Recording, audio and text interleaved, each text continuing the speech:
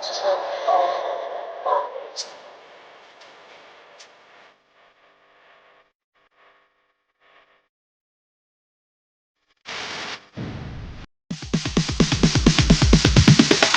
it's DJ.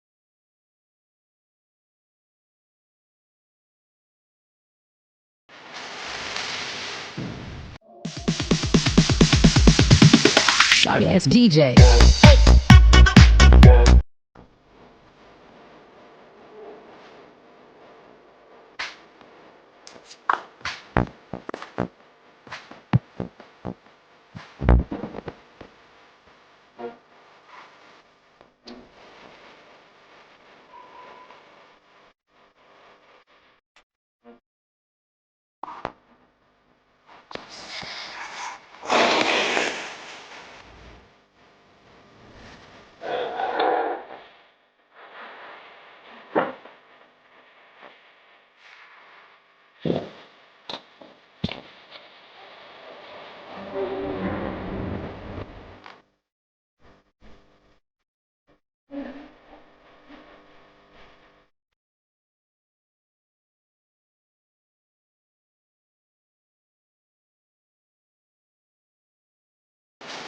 DJ. Sorry, it's DJ.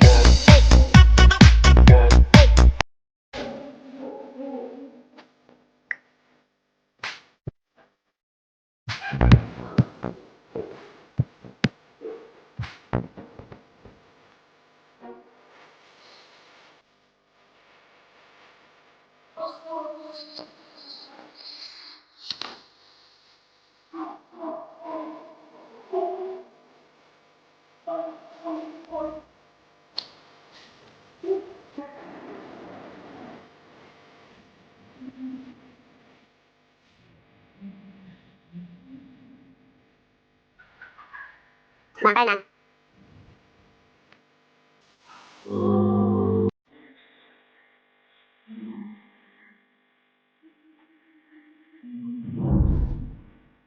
Kayo ba ay naghahanap ng sasakyang pampamilya o pangnegosyo? Ito, baka pwedeng-pwede sa inyo. Napakagandang umaga, Baguio City. Ito, samahan nyo ako. I-demo natin itong ating bagong dating na Hi-Ace Commuter 2020 model. So yan, pasariwan itong ating bagong dating na Hi-Ace Commuter 2020. Yung kanyang salamin, sariwang-sariwa, urig na urig. Yan o. Sariwang-sariwa. Yan, hanggang sa kanyang mga ilaw, headlight. Napakaliwanag.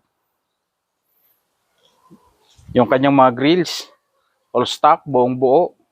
Hanggang sa kanyang bumper sa baba. Plaka, unat na unat. Walang mga galos. Sariwa, original yung kanyang pintura. Tapos itong kanyang side. So, samahan nyo ako, papasilip ko. Original paint.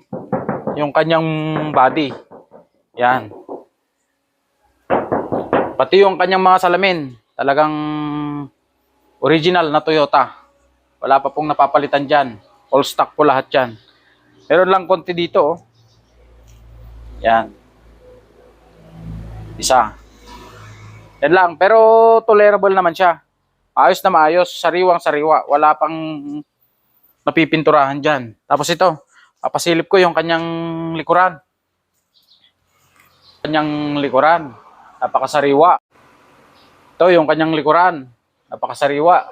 Ang kanyang salamin. Original na Toyota. conduction sticker, napakalinaw. Yan, plaka. Buong buo, sariwang-sariwa. Yan.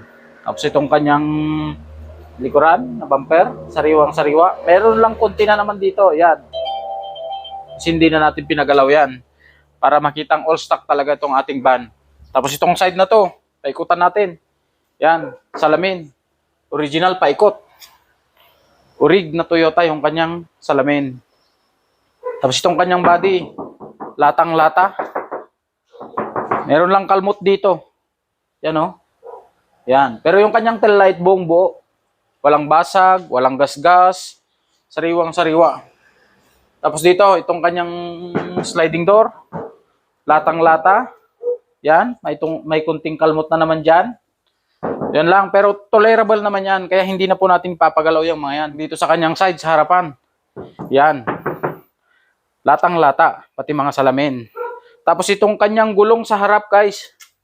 Hindi na po siya yung original. Dalawang harap, 80%, hindi na po original. Ang original na gulong, itong nasa likod na dalawa. Yan, pati yung kanyang reserba. Yun yung original na gulong. Yan, Bridgestone tire.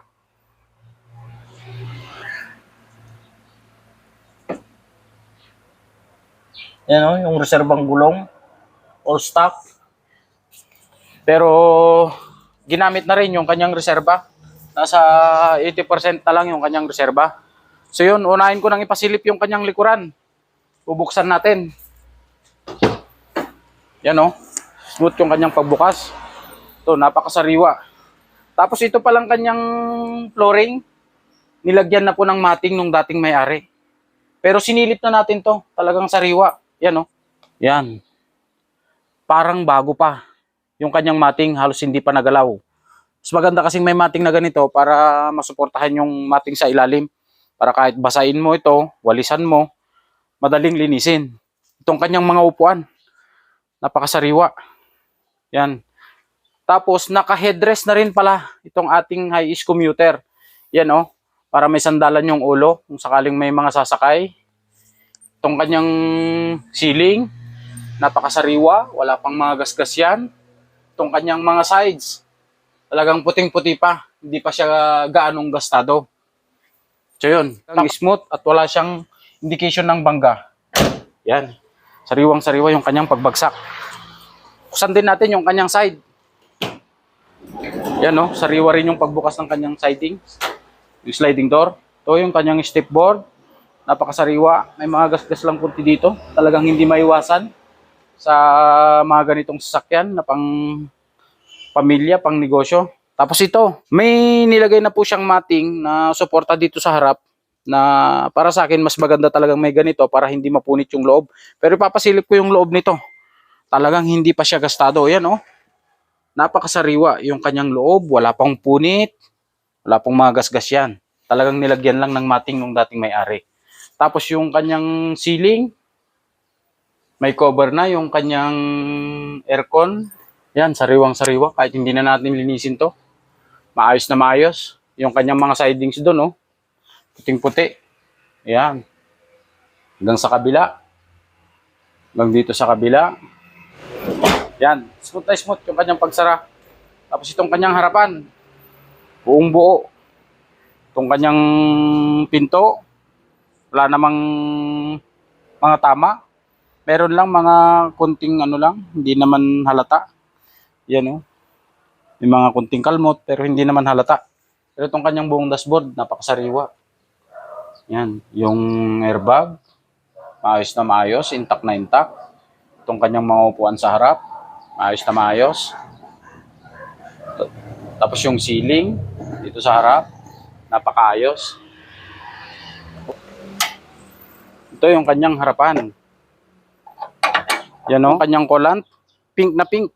Ibig sabihin, talagang sariwa pa itong ating van. Intercooler, maayos na maayos. Lagayan ng brake fluid. Yung tubig sa windshield. Yan. Ayos na maayos po. So ipapacheck ko rin yung kanyang makina.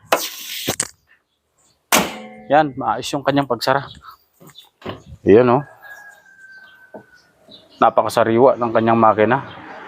Ito lang, ang sabi nung dating may-ari, nagpalit na siya ng battery. Pero yung pinalit is Motolite na Enduro.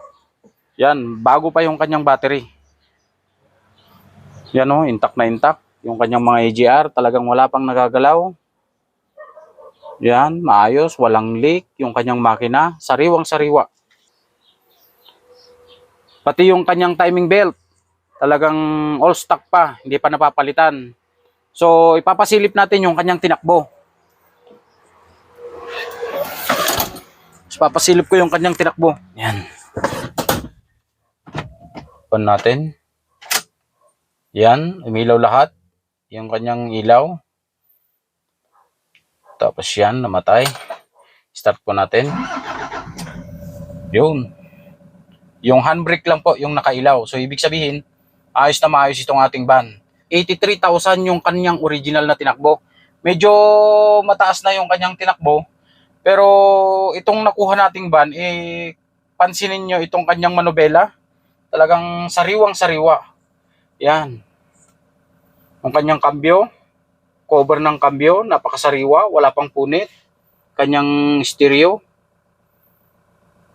Yan, nagana po yan. Tapos itong kanyang aircon. Hanggang sa likod. Yan, gumagana po yan. Napakalamig yung kanyang aircon. Hazard. Yan, gumagana. Tapos yung kanyang park light, yan, gumagana rin yan. Mga headlight, nagana rin po yan. Yung bright, saka low. Gumagana po lahat yan. Pati yung kanyang wiper. Yan, ipapasilip ko po sa inyo. Yan, oh. Yan, nagana po yan. Yung tubig saka wiper, gumagana po. Kanyang busina. Yan. Ito pa rin yung kanyang stock na busina. So, ito yung kanyang buong dashboard sa harapan. Intact na intact. Sariwang sariwa yung kanyang buong harapan. Hanggang sa airbag dito sa manubela, napakaayos. Ating van, all in all, maayos na maayos. May mga contendent lang po siya, pero tolerable naman siya. Kahit hindi na natin ipagalaw, napakaayos po itong ating van. Ready na po siyang pang long drive, kahit saan natin dalhin, pang long trip, pang pamilya, pang negosyo. Ayos na maayos po itong ating van. Ang presyo po pala nito ay nagkakahalaga siya ng 998,000. Itong ating van is naka-comprehensive insurance pala siya na hanggang next year pa. March next year pa yung paso ng kanyang comprehensive insurance. So kung nagustuhan nyo po itong ating van, ilalagay po namin yung aming contact number sa baba ng ating video para madali nyo po kaming kontakin kung gusto nyong ma-inquire itong ating van. So baka may naghahanap po dyan ng mga ganitong van na pwedeng pampamilya, pang negosyo, baka pwede po sa inyo to. Kaya kung nagustuhan nyo po itong ating van, baka pwede naman nating i-like, i-share o kaya mag-subscribe sa ating YouTube channel para lagi po kayong updated sa ating mga susunod pang mga sasakyan. Napakagandang umaga po sa atin.